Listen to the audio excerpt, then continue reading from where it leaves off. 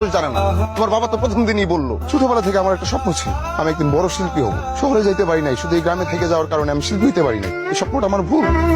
আমার ছোট ভাইটা চাকরি করে, সে সফল, সে ইনকাম করে, তার একটা পরিচয় আছে। আমার কিচ্ছু নেই, আমি একটা ব্যর্থ মানুষ। তুমি ভুল বুঝতেছো। আমি কিচ্ছু ভুল বুঝতেছি না, আমি একটা ব্যর্থ মানুষ। আমি আমার বাপের ব্যর্থ সন্তান। একজন ব্যর্থ মানুষের কারো ভালোবাসা উচিত।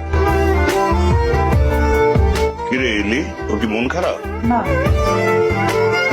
সময় নেই তোমার ছায়া দেওয়ার, সারা জীবন থাকতাম। সারা জীবন। কেমন আছেন? আসসালামু আলাইকুম মাস্টার সাহেব। কয়েকদিন ধরে গান শিখাতে যাচ্ছে না, কোনো সমস্যা? ওই কি গান শেখাতে পারে? কেন? ও তো খুব ভালো গান করে। তাই? ভাইজান, আমি আসলে একটা কথা বলতে আসছি, কিন্তু কিভাবে যে আরম্ভ করি। আপনি সম্মানীয় মানুষ, বলেন। ভাইজান, আমি তো আপনাকে অনেকদিন ধরে চিনি। জি। আপনি আমাকে চিনেন, জানেন, কিন্তু উজান সম্পর্কে আসলে আমি তেমন কিছু জানি না, জানার দরকারও ছিল না।